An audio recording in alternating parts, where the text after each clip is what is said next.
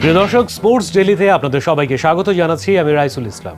প্রতিদিনের মতো আজ আবারও হাজির হয়েছি স্পোর্টস নিয়ে জাতীয় গণমাধ্যমগুলোতে যে শিরোনাম রয়েছে সেই খবরগুলি আপনাদের জানিয়ে দিই। চলুন তাহলে শুরু করা যাক। প্রথমেই ফুটবল।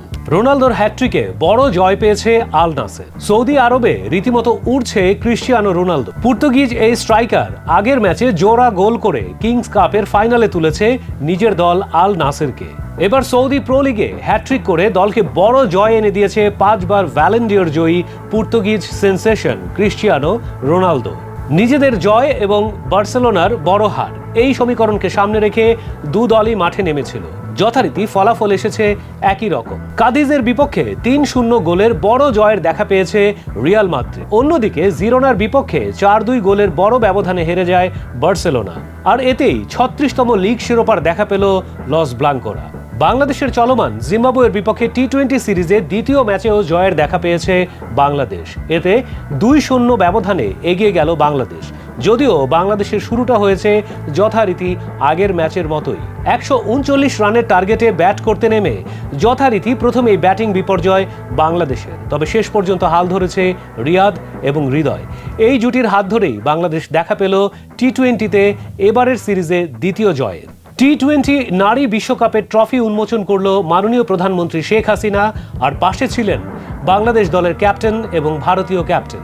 দুই নারী দলের ক্যাপ্টেনকে পাশে রেখে প্রধানমন্ত্রী শেখ হাসিনা উন্মোচন করল এবারের নারী টি-20 বিশ্বকাপের ট্রফি। সেখানে বাংলাদেশের জয়ের কথা বলতে গিয়ে বারবার উচ্চারিত হয়েছে একটি কথা, এবার আমাদের লক্ষ্য অন্তত একটা ম্যাচ জেতা। এই ছিল আমাদের আজকের স্পোর্টস ডেইলি।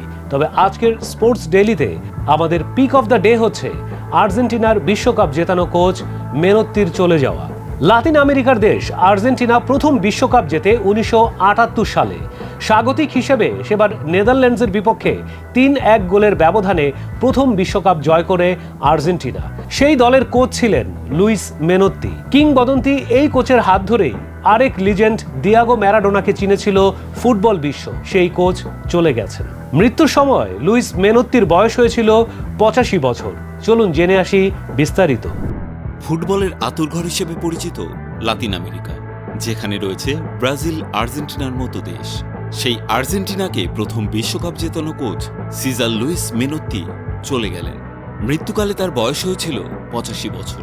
সোমবার এক বিবৃতিতে মেনোত্তির মৃত্যুর খবর জানিয়েছে আর্জেন্টিনা ফুটবল অ্যাসোসিয়েশন।